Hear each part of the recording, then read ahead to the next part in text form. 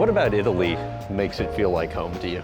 I land at the airport, and as soon as I touch down, I just feel the energy, the romance. When I think back, when I came here in 1983, I didn't know anything. I was just searching for possibilities, and everything about my life transformed here. And so I just feel incredibly comfortable and grateful. Starbucks was founded in 1971. You joined in 1982. They send you here for a trade show. You decide you want to walk from your hotel. Take the story from there. There's 1,500 Italian coffee bars in Milan alone. And I'm watching the ritual of coffee, the sense of community. I go in, I taste the coffee. And at that time, Starbucks had only been selling coffee for the home. And I'm thinking, wow, the opportunity is not for the home, the opportunity is in the store. And literally I race home with the idea, and in a sense the rest is history. Did we ever think that we'd have 36,000 stores in 80 countries around? No. The entrepreneurial DNA inside me, I need to do something for myself, and this is what I believe I should do, and I can see the future, I'm gonna try it. What about the coffee shops here impressed you so much back then? The baristas are highly trained, they're professionals, there's a real sense of pride and integrity, and you know, the ritual itself of people coming back to the same coffee bar every day. The barista knows the customer, and I kind of thought, wow, could we recreate that in America? And then all of a sudden we could see, when we started opening up the coffee bars, the whole thing began to transform itself. Really? Yeah. How many customers do you serve in an average day? Well, over 100 million people a week come through Starbucks. It's a lot of people. So I walked in here. All right, where it all started. This is the espresso bar I walked into first. I mean, it feels very much the same. And the owners and the people who run the store have been so kind to me over the years, and I think they are respectful of what Starbucks has done, and they know it in many ways it started right here. Is there anything from that first visit that stands out to you? I didn't really know what to order, and I was watching what people were doing, and I saw a guy order a doppio espresso macchiato, and so I said, doppio espresso macchiato. And on that front, I think this might be the... Good morning. Good morning. Can I have a doppio espresso macchiato? Yes. I think I should try what you're having.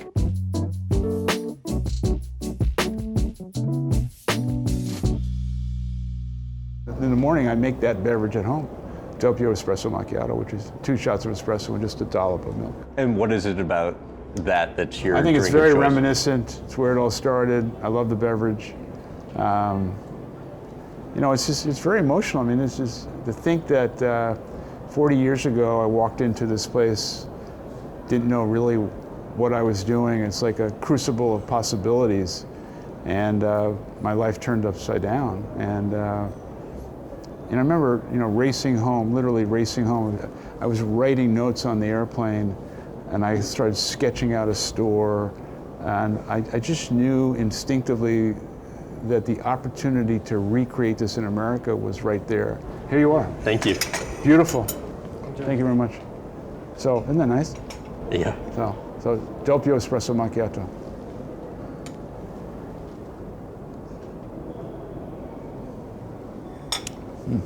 Very nice. Very good. I was exposed to something that completely lit a fuse inside me. In a way nothing else to date had. Nothing else. There was that kind of drastic a difference. It was like a lightning bolt. Okay. A lightning bolt of just opportunity. So you get back to Seattle. I get back to Seattle. I present it to the original founders of Starbucks. And listen, these are good people who just didn't want to risk what they had and felt like the Starbucks business was a good business and we're fine.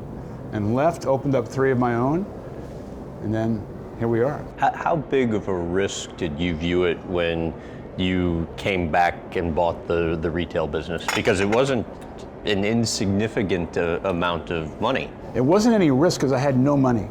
I had to go out and find investors. It was very hard to find investors to believe in what I was trying to do. It was incredibly difficult. Almost all of them said no.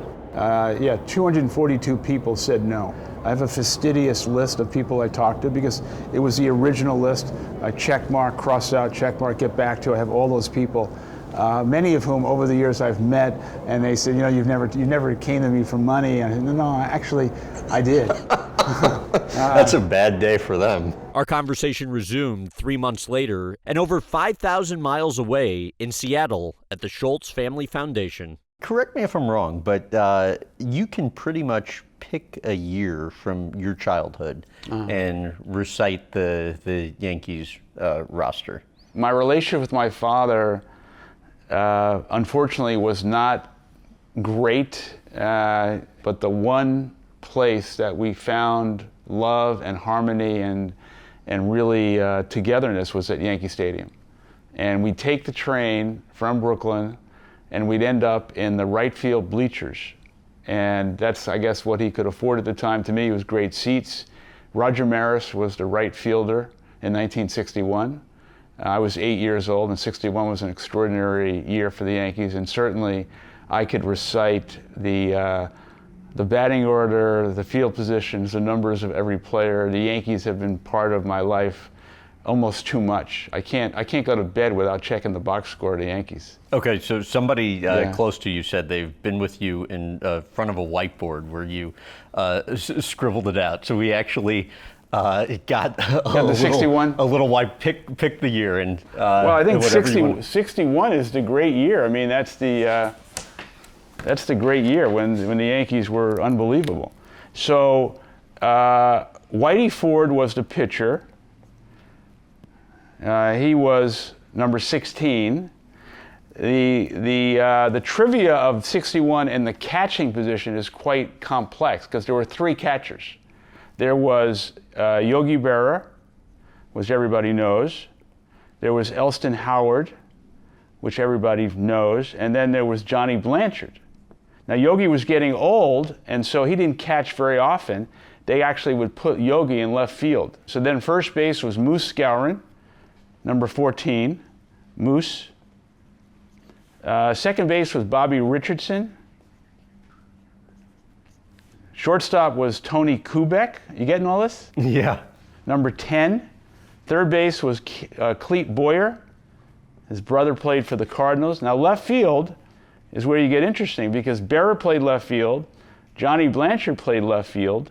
So let's just put Berra there. Center field, of course, was the man, my hero growing up. All my underwear, everything I owned was Mickey Mantle. And then Roger Maris, who hit 61 home runs that year, number 9, was in right field. Now, the trivia of 61 is, of course, the Yankees had an extraordinary year, but the trivia is 5 Yankees hit 20 home runs or more. Mantle, Maris, Berra, Howard, and Johnny Blanchard. And of course, the Yankees went on. 61 was an extraordinary year. Here it is. What was it about Mickey Mantle that Mick? really made him your hero? Because when he passed, you got calls from people as well. Well, not only that, I went to both Mickey Mantle days. I think the first one was September 18th. Oh my God. September 18th and then June 8th. And there were 3 teams in New York when I was a kid. And there was a great debate between who was the best center fielder, Duke Snider, Mickey Mantle, or Willie Mays. And there was an unbelievable time in New York when the 3 baseball teams. But Mantle was such an iconic figure. And growing up, every kid, we'd play stickball in the street and we would mimic the Mick stance and what he did when he ran and how he took his baseball cap off at the end of the play. He was unbelievable. Yeah, I'm told if you ever were to consider owning a team again, it would be only if a baseball team. I think those days have passed, but I got to know Hal Steinbrenner last year, and he was kind enough to allow me to have some behind-the-scenes moments at Yankee Stadium, which I just wish my father would have been alive to see it. There was a game once when you were in Boston watching the Yankees play, and you're in the Red Sox owner's box and cheering for the Yankees. That was a terrible moment. We got tickets from Tony La Russa, who's a friend of mine. Who texted me about you yesterday saying there is not a better guy on this planet than Howard Schultz. Well, he's very kind. Well, Tony was working in the front office of the Red Sox, and he knows I'm a massive Yankee fan, and so we went to Fenway Park. I don't like going to Fenway because the Red Sox is just such an evil team to me. So, but we ended up in the owner's box, which I didn't even realize when we went in there. And then in the first inning, Sanchez, who's no longer with the Yankees, hit a 2-run home. We started cheering, and then we realized we can't cheer in this box. It was not a good moment. It was a bad thing, and of course we could stop cheering. So you were a high school quarterback, which kind of become a big man on campus. Then later on, you end up, I believe this is college, getting blindsided by a linebacker. Tell about the injury and how that has affected you later in life. Yeah.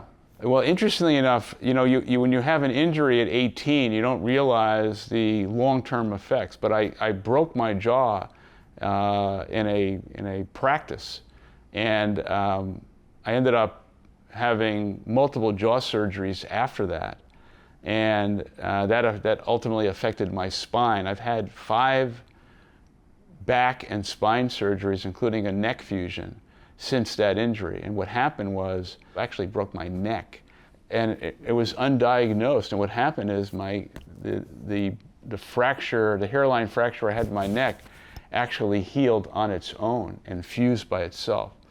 And that one area that was never diagnosed when I was 18, 19 years old has caused me massive problems over the years. How does that impact you on kind of a day in, day out basis? Yeah, I think I'm in better shape today in terms of the ailments.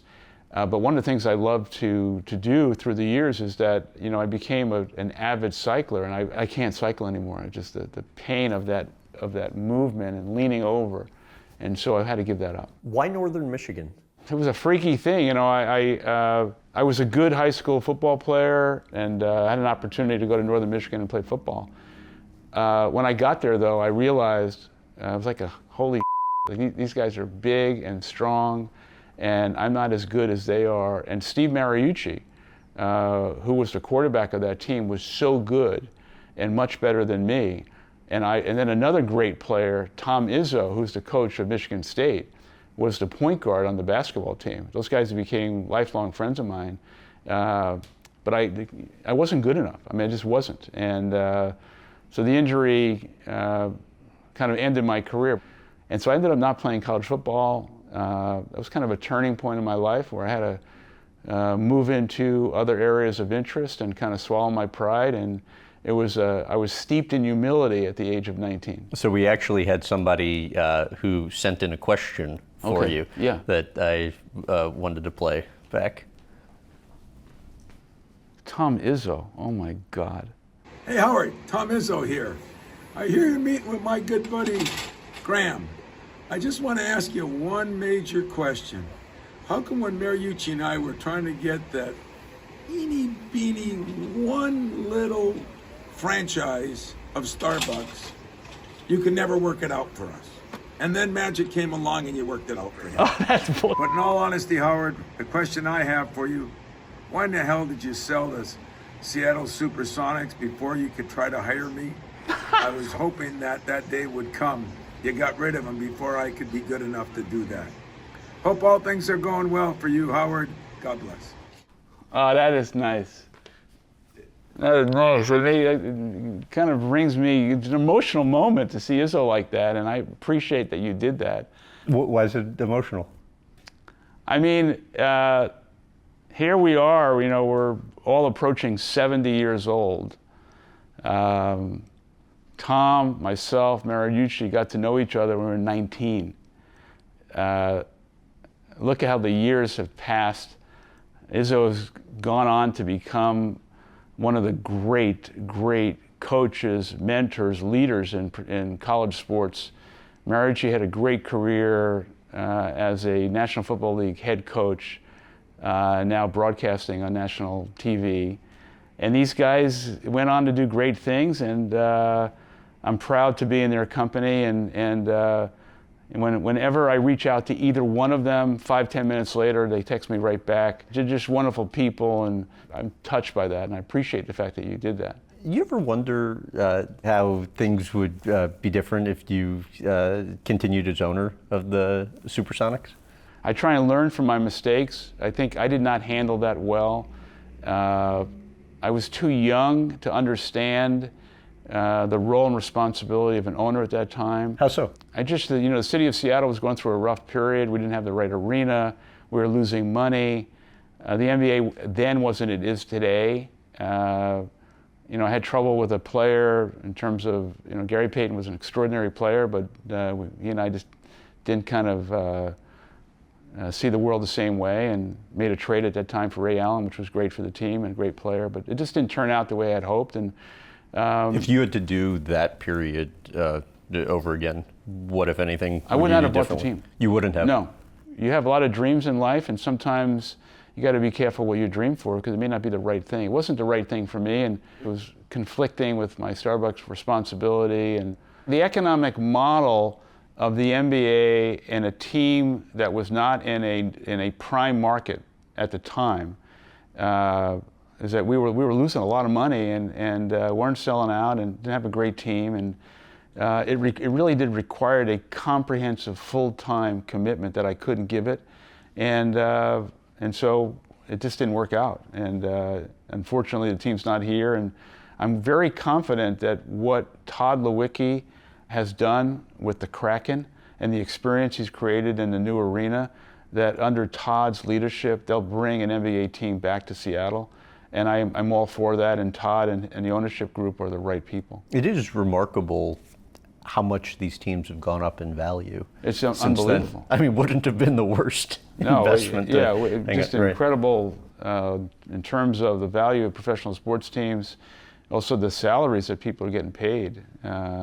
But it just wasn't for me. Yep. And so it was an experience that I learned a lot from, and as I said, I've had many experiences that have been good and some not so good, and try and learn from them all and not look back. Speaking of experiences that you learned a lot from, take me to the day and into the room with lawyer Bill Gates Sr. And what you recall from that day. Of all the things that have happened in my life and all of the episodes that have led to where I am today, that was the defining moment. And if that did not happen, 100% rest assured we wouldn't be sitting here. So Bill Gates Sr. literally changed my life. And had no reason to do so. No, I had no reason to do it. And the founders of Starbucks Coffee Company, specifically Jerry Baldwin, 2 years before had acquired Peet's Coffee Company. So Starbucks had 6 stores, Peet's had 5 or 6, and it was a tough economic time. And Jerry bought Peet's with mostly debt. And it turns out that Starbucks and Peet's got into financial trouble. And Jerry came to me and said, I decided that I'm going to sell Starbucks, and I'm going to keep Peet's, and I'm going to move to the Bay Area. And it seems to me if you could raise the money, you're the right guy to acquire Starbucks. So that was great news to me, but I had no money. And at that time, I had left Starbucks and formed my own coffee company called Il Giornale. And we were doing pretty well, but I had no money to buy Starbucks. The purchase price was $3.8 million in 1987. And so the good news is the opportunity, bad news, no money. So I went to my existing investors to try and raise the $3.8 million. And Jerry said, if you can raise the money in 60, 90 days, it's yours. But at the same time, just to cover myself, I'm going to start talking to other people in case you can't raise the money. Which would have been horrible for you. Yeah, sure. And he came to me with about 30 days in and said, how are you doing? And I said, I've raised about a third of the money, and I'm confident I'm going to raise the rest. But I wasn't confident. I didn't know where the money was coming. Well, maybe a week or two later, he calls me up and says, can you come see me? And I go to see Jerry, and he says, I got some bad news. I've got an all-cash offer, all cash, with no due diligence to buy the company. And Howard, I just got to take it. And I said, from who? And he said, one of your investors.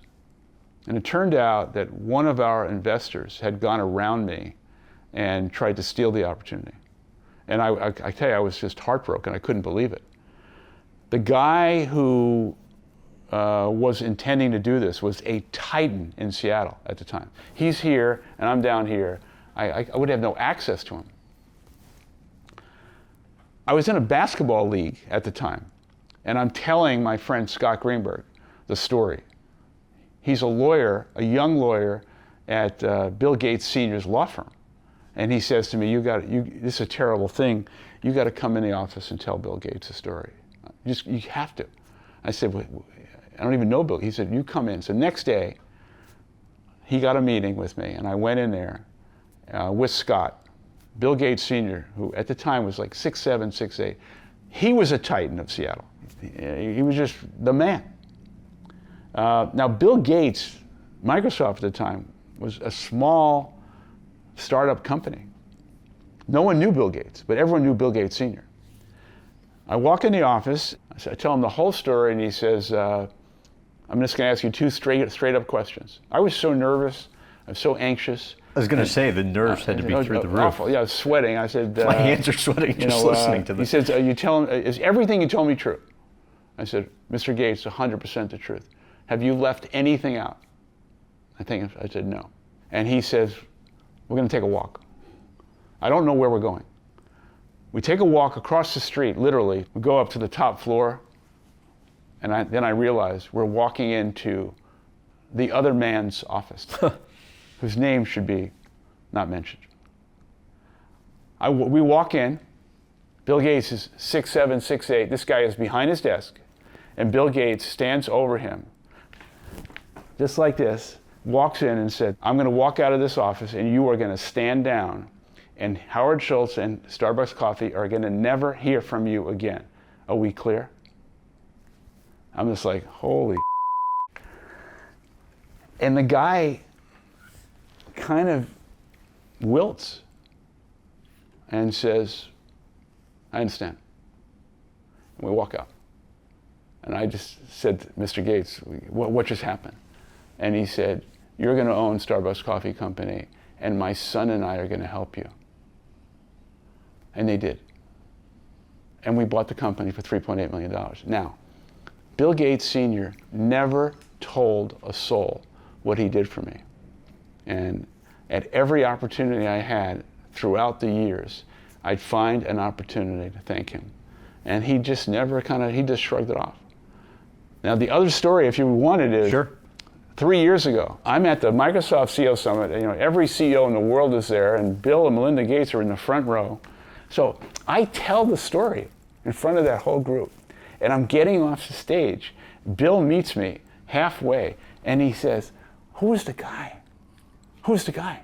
And I tell him, and he says, holy he didn't know. He didn't know his father did it. So the truth is, Bill Gates Sr. is directly responsible for my success and Starbucks growth and development. That's a fact. The year you were raising money, I understand, was arguably the hardest of your life. Yeah. Tell about, if you could, the walk your wife's dad asked you to go on with him. So Sheri was pregnant with Jordan, so the year was 1986. I had no salary as we were raising money for Il Giornale.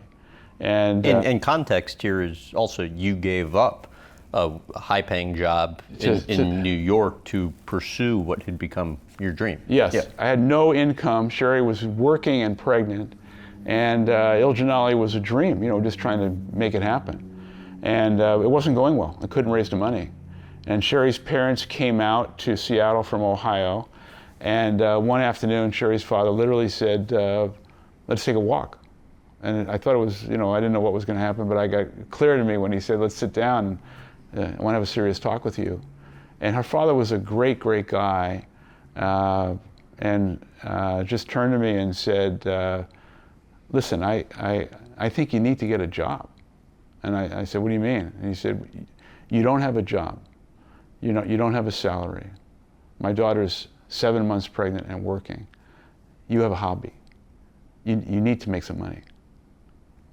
And I started crying. I was so embarrassed. When I came back to the house and told Sheri the story, if she would have at that moment said, my dad's right, this isn't working. I mean, and she was resolute in saying, my dad should have never said that, and you got to follow your dreams and we're going to make it.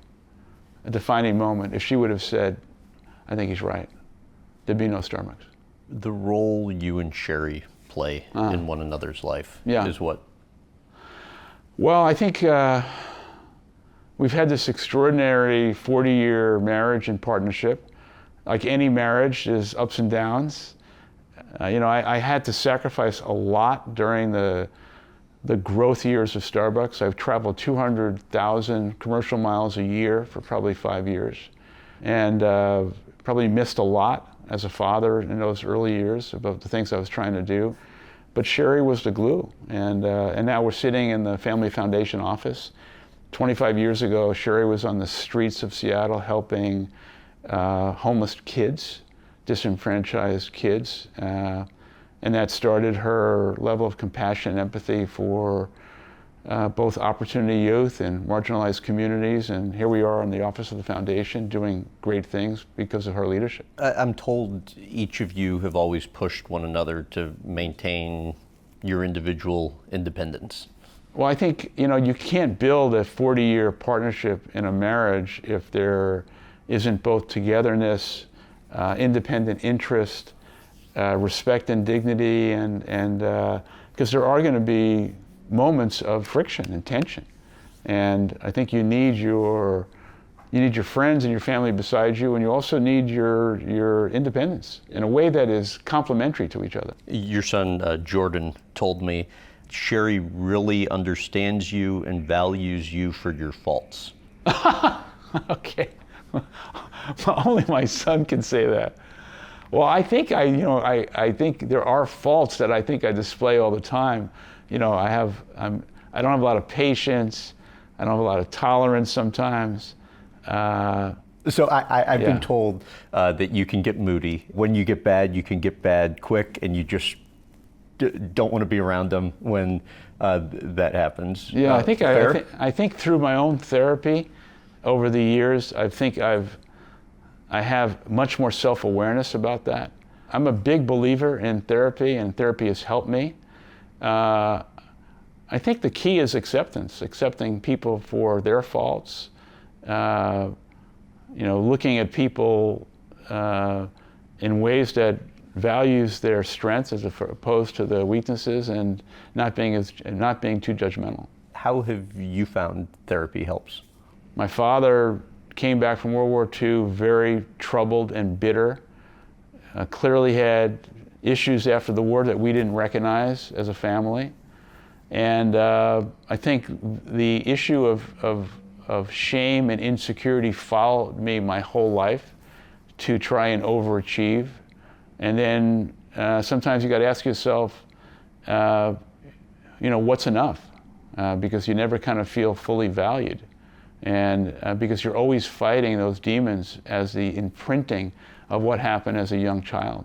I still carry that shame and vulnerability today, and I try and use it as a strength as opposed to a weakness. And I think for years it was a weakness because I did have a kind of a chip on my shoulder about being embarrassed or devalued for where I came from. Growing up, something that stood out to you was that walk to school where you'd pass these private homes, single-family homes, and duplexes, and then one time when you asked a girl out from another side of town. When I think I was 17 or 18, I met a girl, and I had borrowed my father's car, and I was picking her up to go out. Rang the bell, I walked in, she wasn't ready, and her father said, nice to meet you, etc.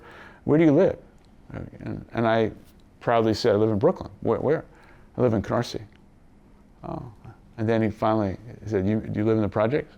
And I saw his face just completely change. And the judgment was, you're not the right guy for my daughter. Even though I was 18, 19 years old. I never forgot that. I wish to this day I could have met that guy many years later and said, I don't know if you remember me or not, but I took your daughter out when I was 18 or 19 years old, and you shamed me for coming from the projects. I think whenever I go back to Canarsie and go back to the projects, I am of two minds. I am very, very proud of having come from that place and achieved what I have. There's a badge of honor for those of us who grew up in the projects, because we know what that life was like. But when I'm there, I can feel the scars that I carry kind of opening up a bit, because I do have significant bad memories of things that occurred. I grew up with a lot of shame and a lot of insecurity as a poor kid living in the projects. How do the insecurities come out in you today? I think the achievement of Starbucks is there are 37,000 stores in 84 countries, but it takes a level of drive and intensity, and that drive and intensity is in my case based on trying to prove something to myself and maybe to the world, based on having the insecurities and vulnerabilities and the scars of being a poor kid and the lifelong shame of that never leaves you. I know you guys had a complicated relationship, but what did your dad teach you about work ethic? That's a complicated question. My dad wasn't lazy, but he wasn't a hard worker. My dad was damaged. PTSD was not something anyone understood. My dad went to the war at 18, 19 years old. Who knows what he experienced in the South Pacific? Who knows what happened? He came back with dengue fever, left high school at 15, uneducated. And he bounced around his entire life with one bad, blue-collar, bad job after another. And he established himself always as the victim and never took responsibility. And I think... and that made you bitter? I think I was disappointed in him. I was afraid of my father. He was a physical father. He beat you up on occasion? There were moments that he just had a lot of rage. In later years, I think I had tremendous empathy and compassion for what he must have experienced, but there also was anger and disappointment as I got older, not as a kid. But I didn't learn work ethic from my father. The work ethic that I have came from survival and realizing nobody was going to give me anything. In 1960, your mom takes you to a JFK speech in Brooklyn. What do you remember from that? As a kid, there are moments in your life that you think, well, I'm not going to be able to remember that. But I'm holding my mother's hand, and all of a sudden, Senator John F. Kennedy is on stage giving a campaign speech. And there we were. And I think her hopes and dreams for me was steeped in what John F. Kennedy was saying. So she took me to that rally. We went home. He becomes president in 1960. And November 22nd, 1963, he gets assassinated. My mother's hysterical, crying in our small apartment. And for the next 3 days, she sat on the couch. She never slept. Black and white TV, smoking cigarette after cigarette. And she was never the same. My mother had years and years of depression and all kinds of things. But that was a defining moment. The role your mom played in your life, and you think the lessons that she taught you would be what, looking back? So on one hand, I'm talking about my mother's depression, but the other, my mother was, she was kind of a force unto herself. I mean, she kept the house going because my father was kind of in and out of just a lot of bad jobs and stuff. She had an ongoing belief that I was going to be the first person to go to college, and she had an ongoing belief in me. So my self-esteem came from her. And unfortunately, both my parents, my father especially, my father died in '87 when he was 65 from lung cancer, and my mother died many years later but for a number of years she suffered from ongoing dementia. So both my parents, my father for sure, my mother a little, they never kind of realized the success of their son. Not even your mom when she, because I remember. Not to the extent. I've read a story where you're walking her through Starbucks and she asks you something about who's paying all these people. Well, these early years of Starbucks, probably 1,000 people in the office or so. And one day we're walking through there and her naivete, she says, "Do all these people get paid?" And I said, "Yeah, Mom, they do." She said, "Well, do you write the check for all these people?" No, I don't do that, Mom. Someone else does that. Before speed dial, you remember how many individual store numbers you had memorized? Quite a few, because I used to call each store for the daily sales. I remember. Somebody said they thought 50 to 70. Oh, easy. How is that even possible? No, easy. I've always had a thing about numbers, yeah. You said the only time I'm not thinking about Starbucks is when I'm sleeping. Did I say that? Uh-huh. Well, that's probably true. On your mind? Well, I think, it's just, it's inside me, it's, I worry about it, I'm concerned about it. I love Starbucks and my family at levels that are just at such a high level. You still wake up at 4 a.m.? 4:30. Okay.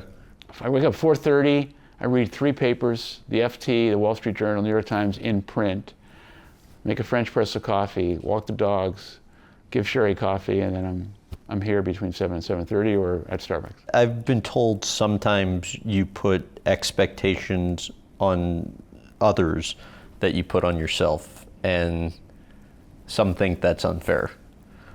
What do you think? I think that may be true. I think I've been able to see things in people that they don't see in themselves. And I think that's kind of one of my strengths. And in doing so, I ask more of people than perhaps they think they can give. In what ways are you a hard boss? Well, I don't expect anything from them that I don't expect myself. And the expression that I've used my entire career is you must be in the mud. It's very, very easy to float at 20,000 feet above the horizon. But in order to build a great, enduring business organization, you need to be in the mud. You need to be in it every single day. And you need to be in it with your people. And then what happens is growth and success is a seductive thing. And it produces hubris. You're not as hungry. You're not willing to fight as hard because you don't have to. You've succeeded. And that's the danger. So how do you create the environment where whatever you've done yesterday is not good enough for today? And that's greatness. Why do you think you do your best when your back's up against the wall? I think I've always been a pressure player. I've always been able to find something in me at the hardest moment. I returned to Starbucks a year ago when Starbucks was in trouble post-COVID.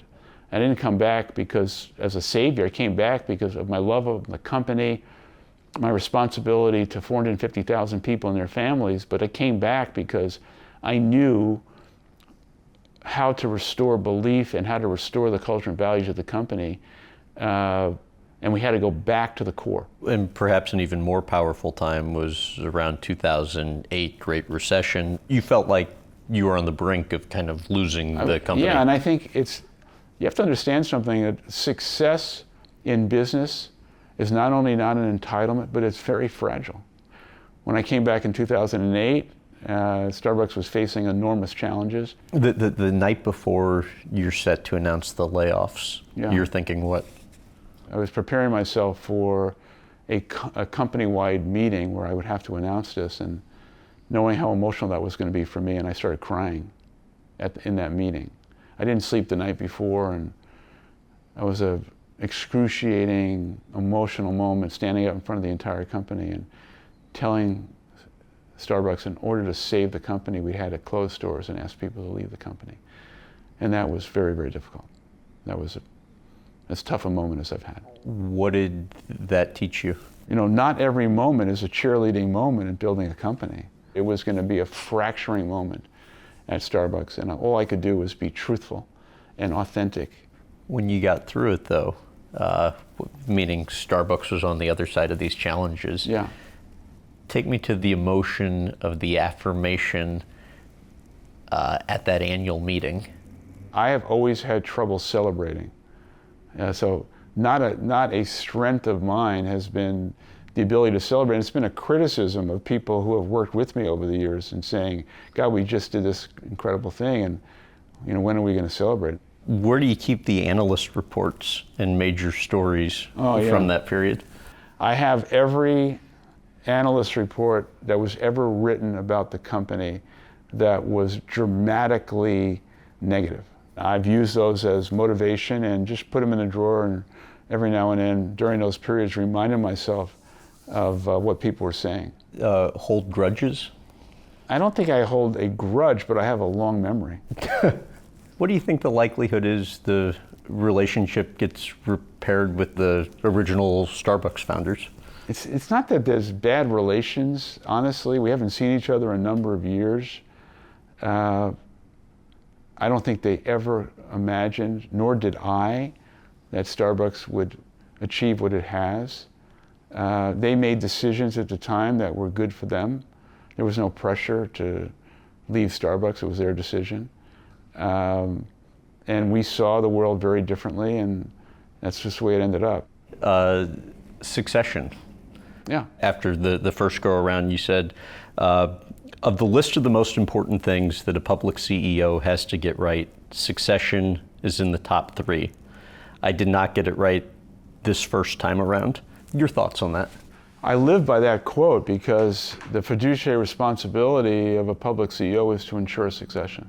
I don't think I got it right twice for a whole host of reasons. This time around, I think my hopes and dreams is that Laxman is the right guy and want to do everything I possibly can to support him. But I'm not going to live forever. And I also think it's a young man's game. These jobs are incredibly demanding and difficult. Starbucks is a global company. The CEO of Starbucks has to be a global citizen.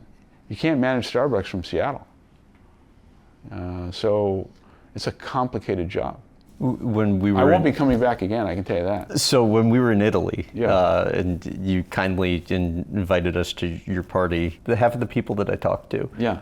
said they think it will be very hard, if not impossible, for you to Walk away. deconnect. I'm on call if they need me, but I'm not looking to insert myself in any way. And I am at a very different stage in my life. I want to be the best version of myself for my family, for my friends. And I want to do things I have not been able to do because Starbucks has been in my mind, in my life, 24 hours a day. And I'm trying to remove it. I need to, for my own mental health. 5th grade, Yeah. son soccer. You might have gotten thrown out of the game. Oh my God, who told you that story?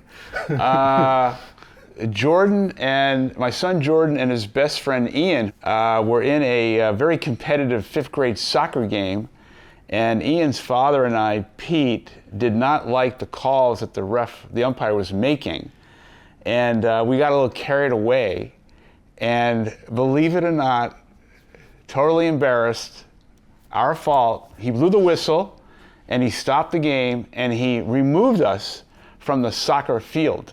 Now, to be removed from a soccer field, it's a long walk. And that was not a good moment for, displaying good parental behavior in a sports activity. On just the family front, you and Sheri made the decision at some point that it was best to not have your kids as part of the company. Yeah. Why was that? I always thought that Addison and Jordan would be best served if they followed their own interest, their own path, and their own passion. And that if they worked at Starbucks, the pressure on them to perform, do things like their father did, to aspire to, I've seen too many kids take that route and not do well. And so what we said is that we would support your efforts in any way we can, but not too much. and that you need to go on and find your path. And I think we're so proud of it. Addison got her master's at NYU in social work. She is a social worker helping people and families. Jordan, because of his sports background and playing college basketball, has become a sports journalist and doing so well. I'm so proud of him.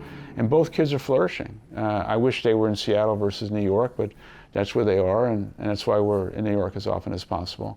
Jordan said he's always felt that had you known he would enjoy Starbucks as much as anything else, that you would have liked him to be here with you? Oh, for sure. I think it would have been great for either Addie or Jordy to kind of be at our side and see all this. They also would have seen a side of their father that I think would be very different. You know, the intensity, the drive. I'm not sure that would have been very healthy. But I understand how Jordy would say that, and I agree with him. What's the process entailed for figuring out what to do with your wealth after you and Sheri passed? I think we've been working on that for over a decade, and I think we're in a very good place in terms of the majority of the money going through the foundation, and we've got a long-term plan, and I'm proud of the work we've done. I think it's even going to be greater in the future.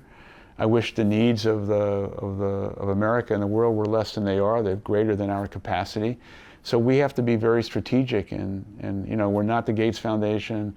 We're a small minnow. We got to be very strategic and very targeted in the work that we're doing so that we get a return on investment for the money that we're giving away. Hard to figure that out? I mean, just I think in terms it is hard. Yeah. But there we have professional people who are helping us. We've been very fortunate to become a friend and a mentee of Darren Walker, who runs the Ford Foundation, who probably is one of the smartest, most respected people in the world in philanthropy. And he's taken Sheri and I under his wing, and we're learning from him, and we're blessed to have him as a friend. Running for president. Yeah. I've been told that those 2 years were difficult for you, especially emotionally. Yeah. How so? Well, first off, going back then and comparing it to where we are right now, things are even worse. But what I would say is that what I tried to do was based on the fact that I viewed then, and even more so now, that the Democratic and Republican Party have each been hijacked by the extremes on both sides, and that most Americans are not being represented in the middle by the far right and the far left of both parties, and both parties have subordinated their values and their core purpose for those far extreme positions in order to maintain their position. And what I tried to do was recognize that there was an independent lane, and I was clearly too idealistic, that the country was not ready for an independent candidate to be elected president, or maybe I wasn't the right person. Do you think the country wasn't ready, or just the system I don't think is the country set was up ready, in a way that makes it difficult? Clearly the country doesn't appear to be ready now, but at some point there will be an independent president. But what shocked me and what I was unprepared for was the vitriolic venom and the attacks that came from both sides, especially the Democrats. But I think I'm not alone in saying that whether you are a lifelong Republican or a lifelong Democrat, you don't recognize the parties that were once the party of Reagan on the Republican side, or the party of Bobby Kennedy on the Democratic side. And I think the country is really heading to a place where with $33 trillion in debt and all the social issues that we have, we are longing and longing for leadership and statesmanship. It's concerning to see where we are in terms of political leadership and where the country sits today. What do you think you learned going through it? Well, first off, you know, in traveling the country, and you've heard this before from other politicians, is that the best part of running for office is not being on stage, but it being in the homes of American families and listening to their concerns and their problems, and thinking to yourself, God, if I'm in a position, I'm going to help these people. But traveling the country and really understanding the concerns, the issues, and having intimate moments with people who really tell you their story, and you carry those stories with you, and it drives you further in terms of your reason for doing this. And my only reason for trying to run for president at the time was recognizing the condition that the country was in, the condition of America's place in the world, and the fact that I've traveled more than probably anyone running for president, because I've been all over the world for Starbucks and seen firsthand the need for democracy and the need for America's leadership in the world. But America's foreign policy is directly related to the health and strength of its domestic policy. And rhetorically, you just ask a question, do you think we're healthy domestically right now? And clearly we're not. And so I tried my best, it didn't work out, and I live with that, and it was a tough year afterwards of failing on a big stage or failing in a big arena, but I tried my best. And how was it a tough year after? Well, just very humbling, very humbling. You didn't succeed on a very big stage, but I don't regret that. I tried my best. Over the past 18 months, Starbucks has waged the most aggressive and illegal union-busting campaign in the modern history of our country. We are looking at a situation where one side has all the money, has all the power. We're looking at another side where workers are making not very good wages that were forced up, as I understand it, by the threat of unionization. Mr. Chairman, let me say under oath, these are allegations, and Starbucks has not broken the law. I wanted to touch on the union stuff, and you testified on Capitol Hill. What was that experience like for you?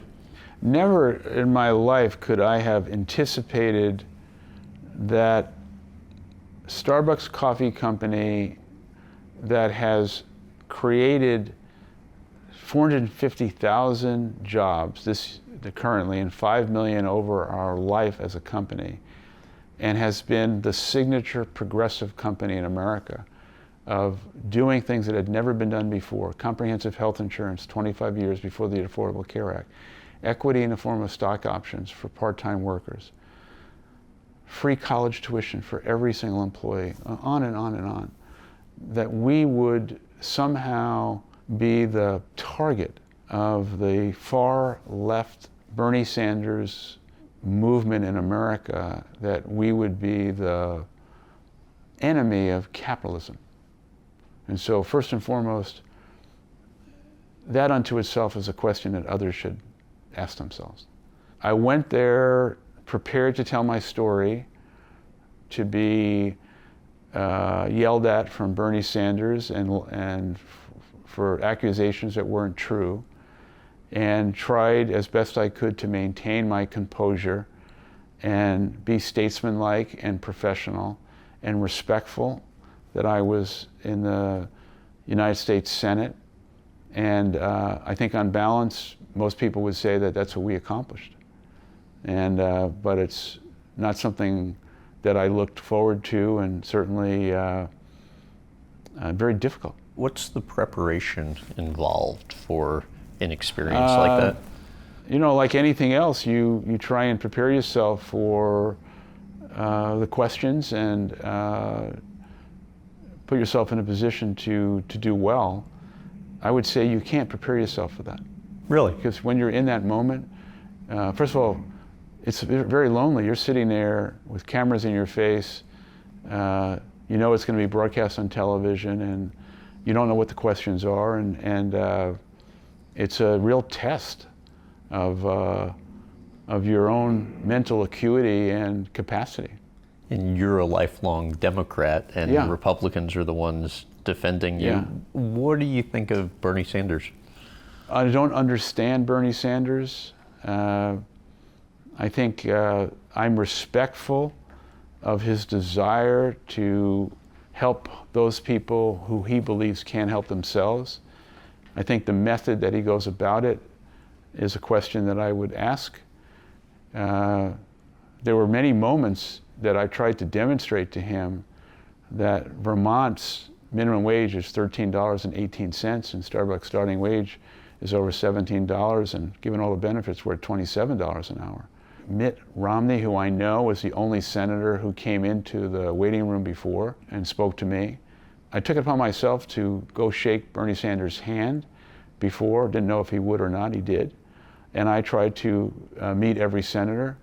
I was disappointed, dramatically disappointed, that our own Senator Patty Murray, who I've known, who I've supported, would somehow see it upon herself to be part of that circus.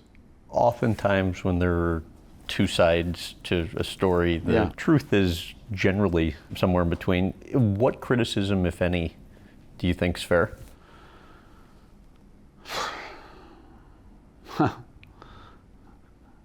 We need a lot more time to answer that question.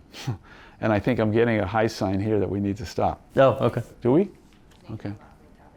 Okay. How would you best put into context the success that Starbucks has had in China as an American company? It's a very interesting question that you're asking at a very interesting time. So first and foremost, between Putin and President Xi, the two of them have somehow managed to do something that certainly in my lifetime has been something I haven't seen before, and that's get the Democrats and Republicans to agree on something. And that is, both of them have agreed that China is the enemy of America and China's our problem. A lot of saber rattling and certainly a lot of issues with Taiwan, et cetera, all of which I think are very serious. We've been in China now for 24 years. Of all the CEOs that are doing business in Asia, I probably have been to China more often than almost anyone. We employ 60,000 people. We have 6,000 stores. We open a store a day in China. And I think because of the values of Starbucks and the way we have managed China, we became the first company in China to give health insurance to the parents and grandparents of our Starbucks employees in China, which I think demonstrated to the Chinese government that we were not seeking profit only, that we wanted to give back as much as we were trying to make money. And I think we are a respected brand in China. What I said in my speech at Peking University was that I feel so strongly that there were many more similarities to the Chinese people and the American people than differences. And that my hope and dream is that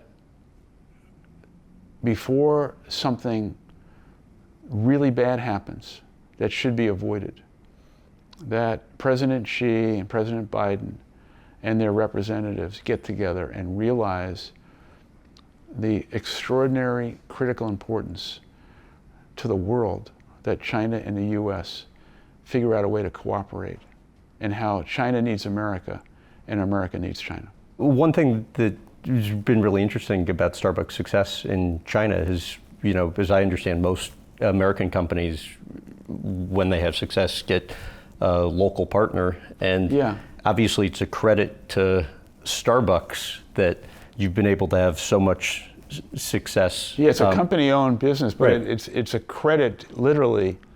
It's, there's never one person that is the reason why you are successful. But in this particular case, our success is directly linked to Belinda Wang, who is the CEO of Starbucks China. It's her insight, her understanding of consumer behavior in China, her ability to build an extraordinary Chinese leadership team. And she might be the most valuable person within the company. And my relationship with her goes back 20 years. I put her in that job. And here's an example where I don't think she thought she was ready for that, didn't think she was capable. And I saw something in her that I just felt, you can do this, I'm going to help and support you. And she's done an amazing job. But yes, we decided that we did not want a partner. We wanted to be company owned. And it's been the right decision.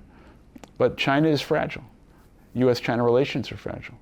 And how do you navigate that? As it seems like that's because you have social issues, and then you have business success and figuring out what that line is? Wherever we've gone in 84 countries, we proudly carry the American flag with us. We are an American company. In terms of China or Japan or any market, we've got to be locally relevant. And the stores are designed to appeal to the Chinese customer. The partners in China, our employees, are very proud to work for Starbucks. But one of the extraordinary moments was a young Chinese Starbucks partner, employee, standing up, his name was Noah, saying that Starbucks enabled him to be himself. And as a gay man, Starbucks was a company he could work for. And it was an amazing moment because that's a difficult situation in China. The foundation. Yeah. You wrote in your first book, Yeah. It may be a weakness in me. I'm always wondering what I'll do next. Yeah. Enough is never enough. Thoughts on that today? I think that's still true. Starbucks is in the rearview mirror, but always close by. I see myself creating another canvas. I don't know exactly what that is. The foundation is run by 25 professionals. Sheri's here most days. I'm here to be supportive, but I'm not the author. But I'd like to paint another canvas. I don't know what that is yet. I have some creative ideas. And there's people around me who are interested in my thoughts, and I'm thinking about that. I understand there are 4 or 5 entrepreneurial ideas that are kind of currently on the drawing board. Yeah. Any insight you can give into any of those? Or any that you'd want to share? I think at my heart I'm a merchant, which is a kind of a dying moniker. Who's a merchant in America anymore? And by that I mean I'm a curator of things and ideas and products and categories. So what I see is some brick and mortar concept that would be complementary to my skill-based curation and merchandising capability. And it'll have something to do where food will be at the centerpiece. What are the long-term goals with the foundation? To make a significant difference in the lives of others. To address the crucial issues and challenges of marginalized communities, to be a catalyst for social networks and access to capital for Black and brown entrepreneurs, to specifically help veterans and post 9/11 veterans with the issues of transition from wearing the cloth of the nation to a civilian job. One of the most difficult moments in the founding of the foundation was when Sheri and I were at a military base and we were in a focus group with veterans who were transitioning out. And a young veteran said, I have more anxiety and trepidation about going on a job interview than I would about going back to Afghanistan. And when we heard that, we realized what an issue this is in terms of transition. Starbucks had a goal of hiring 10,000 veterans. I think that'll be at 25,000. How cool is that? We made perhaps the most significant contribution to veterans organizations over the last few years. And I think the entrepreneurial DNA also must be threaded into the foundation, where we want to take a big swing and we're constantly looking for what that big swing might be. What we're not looking for is, we're not looking for the stage, we're not looking for adulation, we're looking to do good things in a humble way. And there are real seasoned professional people here who are heroes among us, trust me, heroes. Is there a single moment you're most proud of in terms of the work here? We had these job fairs over the years where we had a goal to hire 100,000 people, young people, opportunity youth, the ages from 16 to 24. One of the great stories is that the job fair was over. Sheri saw an African-American woman going into the bathroom and she was upset. Sheri waited for her to come out of the bathroom, talked to her. Turned out she didn't get a job that day at the job fair. Sheri took it upon herself to make sure that woman ultimately got a job. She got a job. Sheri corresponded with her over the years. We just got a letter telling Sheri where she has progressed in her career, linking it to Sheri waiting for her outside the bathroom. That's the story. Thank you very much. Welcome. Thank you. I enjoyed it very much.